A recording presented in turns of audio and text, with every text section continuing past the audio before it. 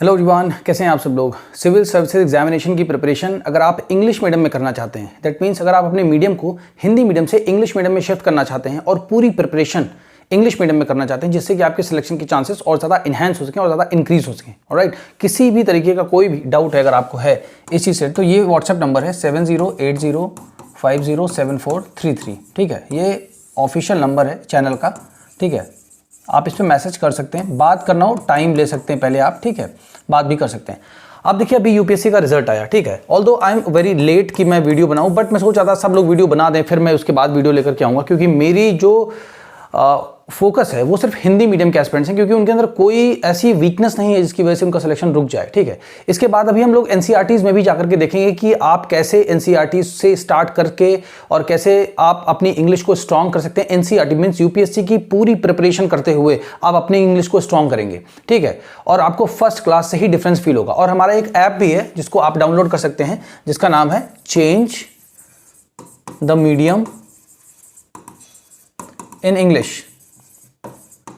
ठीक है, ये आपको गूगल प्ले स्टोर पर मिल जाएगा। ठीक है, गूगल प्ले स्टोर पर आपको मिल जाएगा, जहां से आप इसको डाउनलोड कर सकते हैं। और इस ऐप का जो लिंक है वो आपको इस वीडियो के डिस्क्रिप्शन में मिल जाएगा, जहां पर सारे कोर्सेज है, फाउंडेशन कोर्स है। ठीक है, जिसको आप ज्वाइन कर सकते हैं और हमारे साथ लग करके मेहनत कर सकते हैं और आपके सिलेक्शन के चांसेस डेफिनेटली इंक्रीज होंगे। क्योंकि हिंदी मीडियम का अभी आया रिजल्ट, आपने देखा क्या रिजल्ट रहा। हमेशा की तरह फिर 2013 में सीसैट इंट्रोड्यूस हुआ था। 2013 में, ठीक है, 2013 में सीसैट इंट्रोड्यूस हुआ था। आज कितना चल रहा है? 2026। डिवाइड करेंगे, लगभग 14 ईयर्स का टाइम हो चुका है। हिंदी मीडियम का result is almost zero, almost 2% के आसपास, 2 to 4% के आसपास हिंदी मीडियम का रिजल्ट रहता है। तो आप प्रिपरेशन फेल होने के लिए नहीं करते हो, ऐसा मेरा बिल्कुल मानना है। आप ये चाहते हो कि मेरी रैंक आईएएस मिले, आईपीएस मिले, आईएफएस मिले, आईआरएस मिले, कुछ भी मिले, बट मेरा सिलेक्शन होना चाहिए। फर्स्ट ऑफ ऑल मेरी रैंक आनी चाहिए, right. This should be the motto of every Hindi medium aspirants. अब मैं आपको एक सिंपल लाइन समझाता हूं जो कि एक रियलिस्ट थॉट है। ठीक है, जो एक रियलिस्ट थॉट है, रियलिस्ट मतलब क्या होता है? जो बिल्कुल रियलिटी के करीब हो एकदम, जो बिल्कुल चीजों को देखे एज इट इज, है ना, एज इट इज, कि जैसे रियलिटी है। एक सेइंग है जो कि आजकल के इंटरनेशनल रिलेशन में, जैसे आज का यूएस, ईरान, इजराइल, ये सब जो पूरा एक तरीके से क्या बोले वॉर जो चल रहा है, ठीक है ना, इसमें हर एक कंट्री इन्वॉल्व है, लगभग आपकी यूएई भी इन्वॉल्व है, आपकी कतर भी इन्वॉल्व। ठीक है, ये सब मैं जो बता रहा हूँ इसका एक रीजन है, तब आप समझ पाओगे आपको मीडियम चेंज करना ही चाहिए, आपको बिल्कुल प्रैक्टिकल रहना चाहिए। तो रियलिस्ट मतलब क्या होता है? प्रैक्टिकल। आप सुनते रहिए, आपको खुद ही समझ में आ जाएगा। ठीक है, प्रैक्टिकल। इसका एक सेइंग है कि इट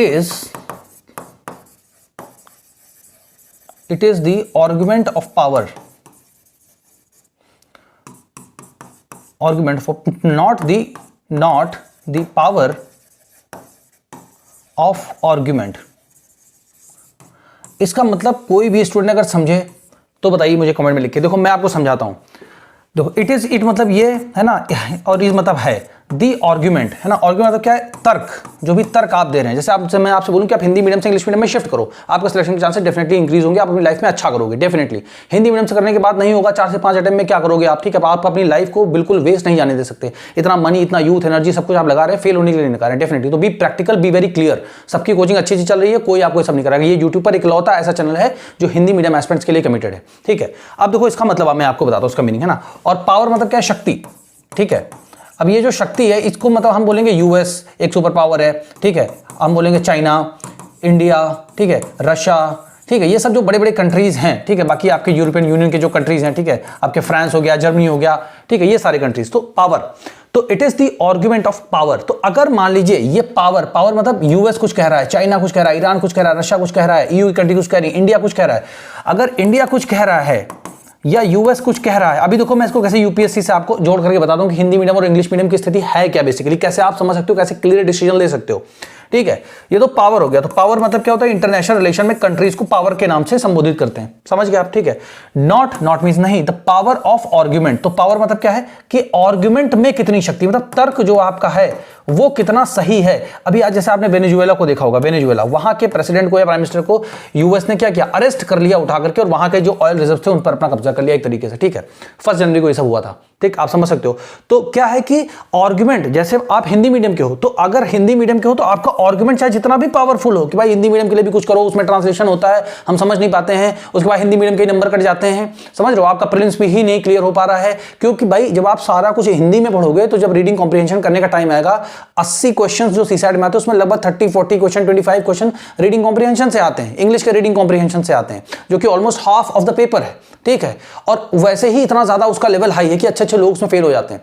तो अगर आप पहली बार इंग्लिश को पढ़ने जाओगे, अगर पहली बार आप रीडिंग कॉम्प्रिहेंशन को पढ़ोगे तो कैसे आप कर पाओगे, कैसे, हाउ कैन यू इमेजिन, तो बिल्कुल रियलिटी पर स्टिक रहो, see what is the reality, not be in kind of some imagination world. आप अपनी दुनिया में किसी उसमें मतलब बिल्कुल इमोशनल की भावनात्मक हूं मैं कल्पना की दुनिया में हूं, मेरा होगा, मैं हिंदी मीडियम से। भाई अगर आपके पास ऑप्शन मौजूद है, ये जो ऑप्शन, ये जो प्लेटफॉर्म है यूट्यूब का इकलौता चैनल है, आप कभी लाइफ में ये नहीं कह सकते कि अगर ऐसा मेरे पास ऑप्शन होता, अगर मेरे पास एक ऐसा यूट्यूब चैनल होता या कोई ऑफलाइन कोचिंग होती तो मैं जाकर के ज्वाइन कर लेता है, ज्वाइन कर लेती और अपने मीडियम को चेंज कर लेती, जिससे कि डेफिनेटली मेरे सिलेक्शन के चांसेस इंक्रीज, क्योंकि भाई 1000 सीट्स आ रही हैं, मान लेते हैं लगभग है ना, उसमें से 998, 980, 970, भाई इतने लोग इंग्लिश मीडियम के सिलेक्ट होते, उसका मतलब कुछ तो बात है ना इंग्लिश मीडियम में। हिंदी मीडियम का कोई बच्चा बेवकूफ तो है नहीं कि वो मेहनत करा, उसको पता नहीं यार ये सब नहीं पढ़ेंगे, हम नहीं पढ़ेंगे। भाई उससे जितना हो सकता है उतने एफर्ट लगाते हैं, हिंदी मीडियम के बच्चे नहीं लगाते, फिर भी रिजल्ट 2 से 4 लोग का होता है, किसी 4 अटेम्प्ट में, किसी का 5th अटेम्प्ट में, ठीक है, कोई किसी का मतलब जो फिजिकली हैंडीकैप्ड का कोटा है। तो इस तरीके से होता है, हमें रियलिटी देखनी है, हमें भावना में नहीं बहना, हमें अपनी जिंदगी देखनी है। कोई टॉपर का मतलब स्टडी सुन के, अब से मान लो जो इस समय के टॉपर हैं वो एमबीबीएस डॉक्टर हैं, ठीक है, अब आप उनकी स्ट्रेटजी को आप अप्लाई कर पाओगे अपनी लाइफ में, उनका एजुकेशनल बैकग्राउंड एकदम अलग रहा है, ठीक है। ज्यादातर जो बच्चे बैठते हैं वो बीए करते हैं, ठीक है ना, बैचलर ऑफ आर्ट्स करते हैं, बीए करते हैं, बीकॉम करते हैं, बीएससी करते हैं, और ज्यादातर हिंदी मीडियम से पढ़े बच्चे होते हैं, यूपी, बिहार, छत्तीसगढ़, झारखंड, राजस्थान, ठीक है ना, उत्तर प्रदेश, उत्तराखंड, पंजाब, इन सारे एरियाज से बच्चे बैठते हैं, मध्य प्रदेश वगैरह के एरिया से बच्चे बैठते हैं, ये सब हिंदी बेल्ट के बच्चे हैं। और ज्यादातर लोग यहाँ पे क्या करते हैं, बीए करते हैं, वो लोग यूपीएससी सिविल सर्विसेज में ज्यादा संख्या में बैठते हैं, ठीक है। ये तो चुनिंदा लोग हैं जिनका सिलेक्शन होता है, ठीक है। अगेन हर एक व्यक्ति मेहनत करता है, किसी के लिए कोई डिसरिस्पेक्ट नहीं, बट मेरा टारगेट है कि हिंदी मीडियम एस्पिरेंट्स अगर इंग्लिश मीडियम में शिफ्ट करेंगे तभी उनके सिलेक्शन के चांसेस अब इंक्रीज होंगे।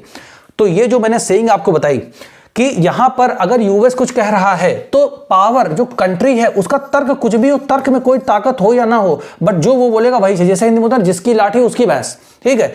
वही यहां पर है कि आपका तर्क हिंदी मीडियम वालों का बिल्कुल सही है, ठीक है, आपके तर्क में बहुत ज्यादा शक्ति है, बट किस पोजीशन से आप तर्क दे रहे हो, आपकी शक्ति नहीं ना, आपकी संख्या तो बहुत है, बट उसका कोई मतलब एक तरीके से सेंस बना ही नहीं पाता। आप लोग यूट्यूब पे जाते हो, ट्विटर पे जाते हो, हर जगह धरना प्रदर्शन सब कुछ होता है, मेथ उससे हुआ कुछ आज तक।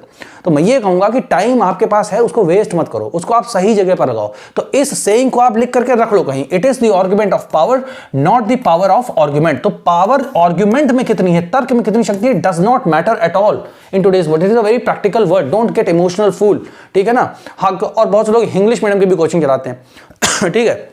इंग्लिश मीडियम कोचिंग क्या है ना आप हिंदी छोड़ पाओगे पूरी तरीके से, ना इंग्लिश आप पूरी तरीके से पकड़ पाओगे, ठीक है। जो आप यूट्यूब पर जा करके जो इंटरव्यूज देखते हो ना, मॉक इंटरव्यूज, दे अपीयर वेरी सिंपल, उसमें आपका नाम बताओ, ये तो आप भी बता दोगे, बट उस प्रोसेस पर पहुंचना जाकर के प्रीलिम्स एंड मेंस क्लियर करने के बाद वो स्टेज आती है।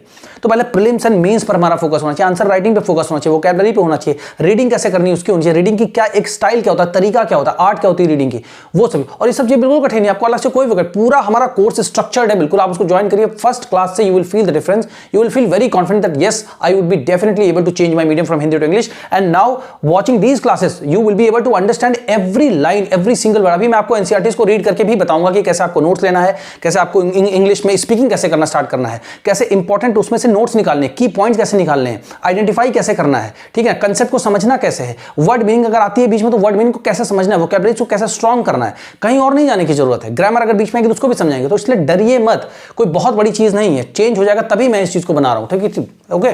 तो इस वाले जो ये है आपका, इसको आपको पूरी तरीके से याद कर लेना है, ठीक है, इसको आपको याद करना, क्योंकि इस बार जो भी आया रिजल्ट तो आपको खुद ही पता है। तो इस वजह से इन सारी चीजों को आप याद करो, इन सारी चीजों को आप समझो अपने माइंड में।